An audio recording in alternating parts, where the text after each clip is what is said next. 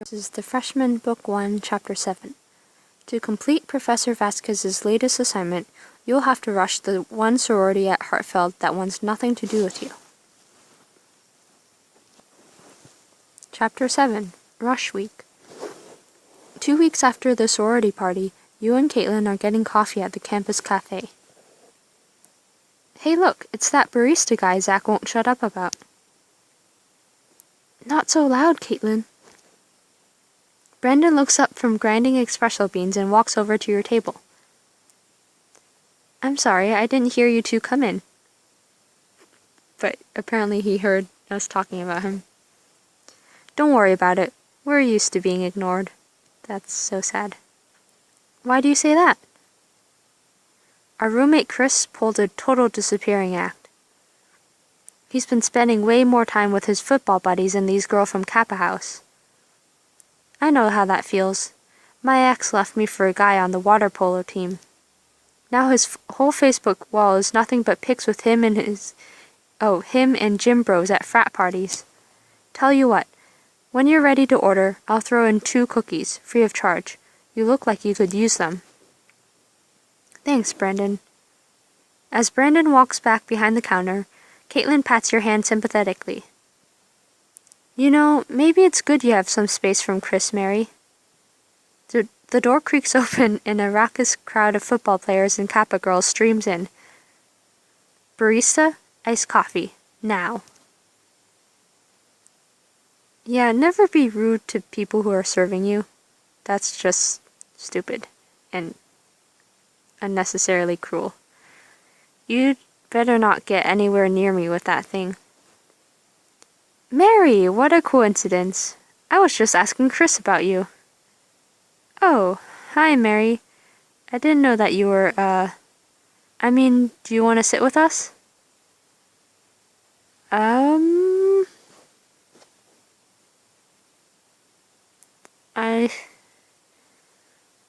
Sure. I think that sounds like fun, maybe? Relationship improved. Your relationship with Chris will be affected. I love to hang out with your new friends. Oh, great. Yeah, come sit with us. Were you expecting us to say no? Over the next half hour, you get to know Chris's new friends. They said I was the first one who'd actually been able to eat the whole thing. Wait, so are you saying they gave you 30 scoops of ice cream for free? Well, sort of. I paid for it later. Yeah, the ankle will heal in a couple of months, just in time for the season to be over. Aw, I broke my leg my sophomore year of high school. At least I got out of gym for a while. You lean over and whisper to Caitlin. This is actually going pretty well so far. So far. I never thought I'd be the kind of girl to get a tattoo, but then, spring break. So let's see it. Not in public. But maybe Chris will get to see it later if he's lucky. I think I'd better go. They seem pretty normal when they're not being mean. You and Caitlin head out of the coffee shop.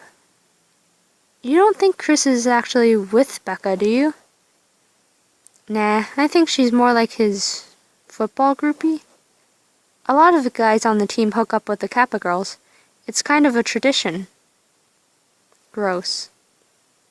Yeah, but it's not your problem, right? Just try to stay away from Chris and the Kappa Phi Sigma girls and you'll be fine. About that, Professor Vasquez gave me another crazy assignment. He wants me to rush Becca and Madison's sorority. Holy crap, doesn't he know that Becca, hates your guts? That's the whole reason he's making me do this. He says the inherent drama will make for a compelling story. I have to admit, I'm hooked. Caitlin, this isn't a TV show, this is my life. I know, which is why you're not going in there alone. I'm going to rush with you. Are you sure? Positive. You don't think I'm gonna let you face Becca all by yourself, do you?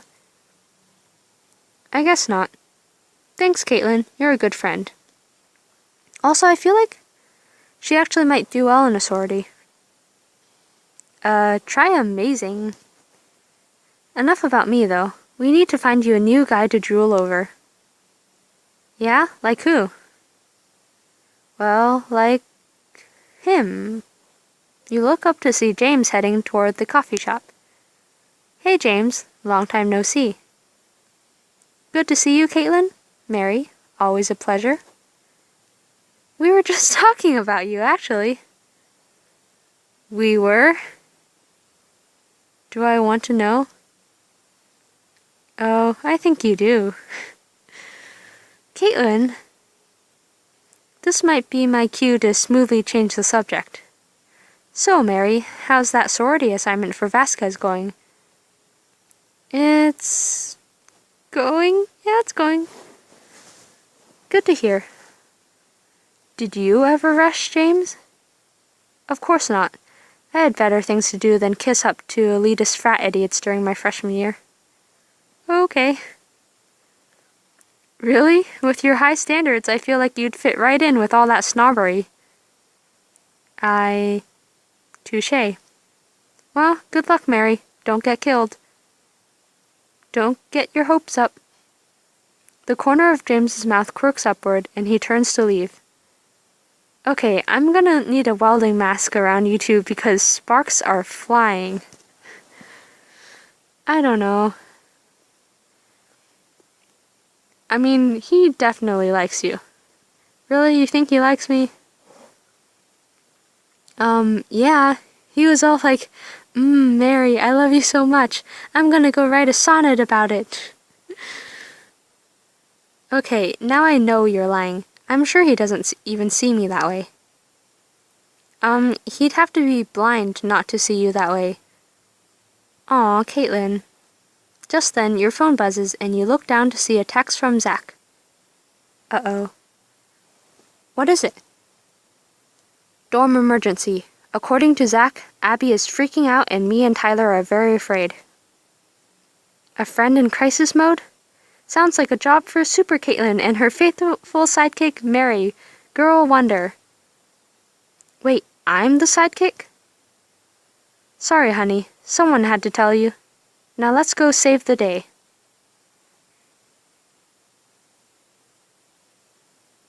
You and Caitlin enter your dorm to find Zach and Tyler sitting on the couch, looking supremely uncomfortable. What's going on? Where's Abby? Don't go in there. Promise me you won't go in there. Is she okay? She just got off the phone with her mom. Lots of yelling.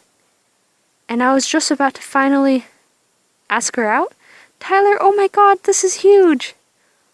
I didn't get a chance, and she's seriously not in a good mood. Don't worry, we'll talk to her. God be with you. You push open the door to Abby's room to find her shoving clothes into a trunk at the foot of her bed, her eyeliner streaked with tears. Abby, everything okay in here? What's wrong? Just go away. I don't want to talk right now. You're not leaving, are you? I don't know. I was going to, but my stupid parents won't pay for me to fly home. Why do you want to go home? I thought we were all having a great time. Abby, are you homesick? Yes, it's totally pathetic and cliched, I know. But I am. Aw, it's okay. But you've been fine so far. What happened? My little sister just started high school, and she's terrified. She called me in tears during her lunch break. If the girls there are anything like they were in my year, she's going to need someone there for her. And now I can't be that person anymore. Oh, Abby. You go sit with Abby on the bed and pull her into a hug. Caitlin grabs a box of tissues from the desk and brings it over. You know we're here for you, right? Don't be afraid to tell us when you're feeling down. I know. Thanks, guys. This is so embarrassing. We all get a little homesick now and then. You have nothing to be embarrassed about. I may have yelled at Tyler and Zach to stay out of my room when they came in earlier. Oh, don't worry about them. They're not scarred for life or anything. Oh God, I feel terrible. Really? Because you look pretty proud of yourself. Abby giggles, her eyes still wet with tears. Maybe just a bit. Well, maybe you should check on Tyler. You know what? I think that's a really good idea. He's such a sensitive boy, Abby. You should go talk to him. Oh, give it a rest, you two. I know what you're trying to do. Whatever could you be referring to? We're just worried about our friend Tyler's delicate feelings. Oh, really? Then how come you're not worried about Zach, too? Okay, you got us. But would it really be so bad to spend a little quality time with Tyler? I guess not. Just not right now. My makeup's still a wreck. Relationship improved. Tyler and Abby's relationship will be affected. Speaking of which, we've got the perfect thing to cheer you up. Uh-oh. Something tells me I won't like where this is heading. You should rush with me and Mary tonight. We're going to the open house of Kappa Phi Sigma. I'm sure Abby's going to love that idea. Becca's sorority? But she hates us. There's going to be serious drama if we rush. Yeah, Professor Vasquez is counting on it. He's making me rush for my next assignment. Damn, that is ice cold. I love it. Oh, she does love it. Right? Sigh. Does no one have any sympathy for me? Yeah, I guess it is kind of exciting. That's the spirit, Mary. Sometimes starting a little drama is the perfect way to get revenge.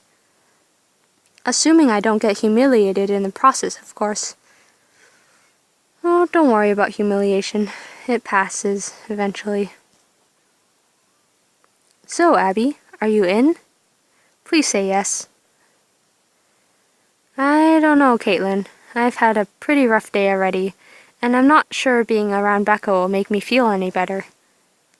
Please, Abby? I can't face Becca without you. Abby rolls her eyes, but a small smile brightens her face. I'm sure you could handle her without me, but okay, I'll have your back. Yay! Thanks, Abby. It's pretty obvious why your little sister looks up to you so much. And honestly, I'm gonna need all the help I can get. I need to get into Kappa Phi Sigma if I want to keep my scholarship. That's why you need to be prepared. You know how people say you should dress for the job you want? I'm gonna have to spend more diamonds, which I refuse to do. Yes? Well, the job you want is official Kappa Phi Sigma sister. The right dress could really improve your chances of getting in. In that case, I'll go see what I have. That is nice. I actually like this one even better. Well, I can't afford them anyways. Okay. We're going in whatever this is. I mean, it's fine, but it looks like a tank top. I'm sure it's a dress, and it might actually be really nice. I just can't see the rest of it. Turns out I don't really have anything that screams sorority. Think this top will be good enough? I'm sure it'll be fine, right? Don't you at least have like a nice sweater like Abby does? Only one way to find out. That evening, you, Caitlin, and Abby stand on the immaculate lawn outside Kappa Phi Sigma house and look up at its imposingly elegant facade. This place again. Don't be a sourpuss, Mary. This'll be fun. Now, let's talk strategy. We're gonna need to be seriously charming to have a chance at getting into Becca and Madison's sorority. Don't look at me. Being charming is not my strong suit. Come on, there must be something useful you've noticed about them. Isn't that one of the perks of being a wallflower or whatever? I need to read that book. It's not like being shy gives me magic powers. Actually, Caitlin might be onto something. We just need to tell them what they want to hear. People like people that are like them.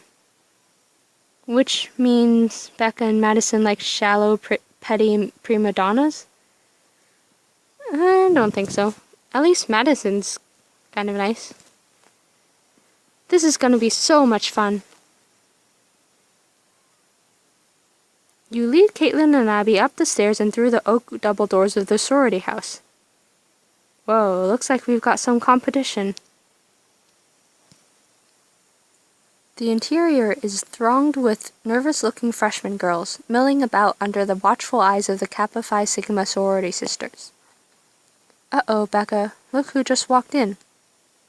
Oh God, as if this year's turnout wasn't already pathetic enough. Becca strides over to you with Madison close at her heels, her eyes narrowed like a viper's. You bite back a retort as she looks you over, her nose crinkled with disgust. You, Chris's ex. We were never dating. What? We never. Becca beckons to someone in the crowd and Chris walks over, looking surprised to see you. Chris, what are you doing here? Actually, I'm on my way out. Becca wanted my help with some of the setup for tonight. We needed someone strong and tall to carry stuff in.